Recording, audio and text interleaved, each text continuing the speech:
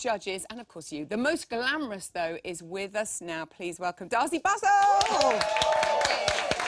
Definitely the most glamorous. Oh, well, I don't know. Craig comes up Oh, yeah, there. sometimes, actually. Yeah, he looks quite good when he scrubs up, doesn't he, Craig? Let's talk first about Pixie and Trent's elimination at the weekend. People have talked of little else all week. I'm still crying. You chose to save Simon and Christina. What was it about their dance in the dance-off that edged them just that little bit further for you? I think to see them in the dance-off to start with was pretty tough, both those couples, Pixie especially. But I think what it came down to, in the main show on Saturday night, I probably would have given Simon a 10, but because the lift went a bit higgledy-piggledy, they were hanging on there with the foot and, you know, trying to get that right for the very finish. So when it came to the dance-off, it was such an improvement and everything went slicker. I just had to, it was Simon from there. And with Pixie, it was such a shame because obviously she's been on top of the leaderboard for so long. She is such a talent, such a joy to watch every week. But this was one of her dances where she just wasn't consistent. Yeah. You could see that, you know, she'd had trouble with the leg action and it was really noticeable. I mean, the actual dance in a whole, it's fabulous. Incredible. I know, and the standards, but the standard amazing. all round now is fabulous. So there's not, you know, when you get picky, you're getting picky. And it was just a shame that she was even in the dance-off. So it was just like, I don't want to choose between these two. And then, of course, when you did choose, and then you were really, really upset. Oh, I was so upset. You were crying. We could see Darcey's little shoulders going here when you're really starting to sob. I think everyone was crying on the floor after the show. You know, I think any dance-off is always a surprise because you just don't believe that the public hasn't voted for them. Oh, no, I know. Sorry, we're going to make you look at yourself crying. Sorry about that.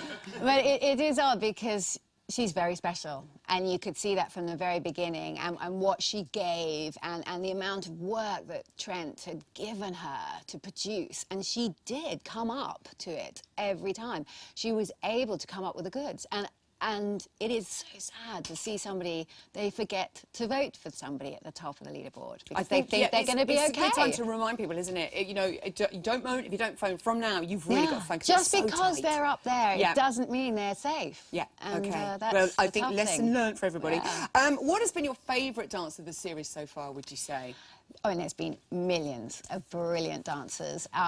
I mean, to have this standard this year, it is very exciting, and it's very hard to choose. I mean, I would say, I know McBusted yesterday, they chose probably a lot that I would have chosen. But you've been beaten my Busters. That's something you never thought you'd get to say. Okay. But it's true. So I would say probably what really turned around for me, for Mark especially, was his Charleston. In Blackpool? Yes. This was a bit of a moment for him, though, did you feel, in his journey? Yeah, he suddenly realised how he could perfect and clean things up, and it all came together in this dance. And admittedly, the surroundings and the atmosphere of that room, so he really rose to the occasion.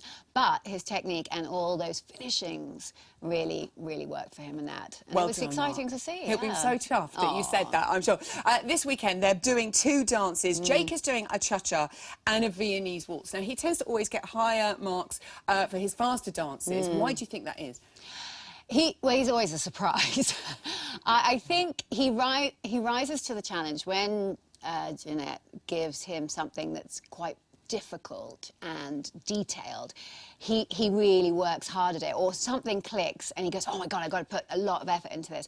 And then when it's more relaxed and kind of elegant, I don't think he appreciates, maybe he's lifted by the music as well. He's probably a personality like that. I mean, he's a drummer, isn't he? So I think the fast beats get him, and he finds, you know, the ballroom stuff much harder to produce. I think also maybe you're right, because he's so... I've never really thought about it. He's quite a laid-back guy, so you give him a laid-back dance. He just seems so laid-back. So he sometimes looks a bit too relaxed when it comes to ballroom, where you want him to lift his posture and hold his frame well, and it doesn't always happen. But in Latin, he just brings it together. I think he enjoys the challenge. So cha-cha should be fun for him. Yeah. Frankie and Kevin are doing a rumba and an Argentine tango this weekend.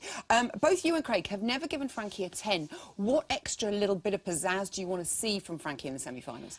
Hers is now really just come down to detail. You know, I think it's also her believing in herself and really knowing that she's a great performer, but also knowing that she can actually do the steps now. And I'm very excited about her Argentine tango. I think she'll be able to produce the goods for that. I think she'll enjoy the details. And she, you know, she has those lovely fine pointed feet. Sometimes they're a bit sickled, but I think she'll be able to hide that in this, and it will be a really good dance for her. Okay, fantastic. So we'll also, what about Caroline and Pasha? They've scored 39 for the last 2 weeks. Do you think that with a foxtrot or salsa, she could be in line for the first 40 of the series this weekend? Come on. I hope so. I hope so. I mean, it's very exciting watching her now and how she's found this, which she found now what she needs to do with her technique, her performance value and everything. It's all coming together, and it is incredibly exciting. Who knows? Who knows if these dances are going to work for her? You'd like to think so, but really you can't tell. It's everything has to come together, you know. It's the music, it's the flavour of the dance, it's the technique. I mean, I love her in the Latin. She's a fast mover and she produces beautifully clean work. So, you know, she could I know, do this it. look at that salsa training. It looks absolutely incredible. I love the armography already. Mark is doing... What's Mark doing this weekend? He is doing... he's doing a Viennese and a rumba. How do you think Mark will get on with his rumba?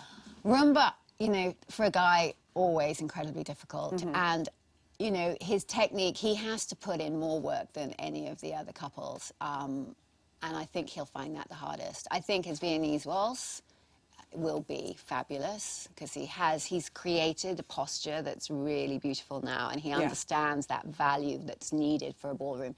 That elegance and grace in a man is, you know, also difficult to produce, but I think he'll excel in that. And what about Simon and Christina? You've given them 2 10s already. Yes. You're obviously loving Simon's work. How do you You think know, he's he's gone for a transformation. I think now he's enjoying studying the steps. It's not just about the performance value and what you've got to do just to get it on and remember the steps. He's actually enjoying studying each step in itself and perfecting those one-off moves.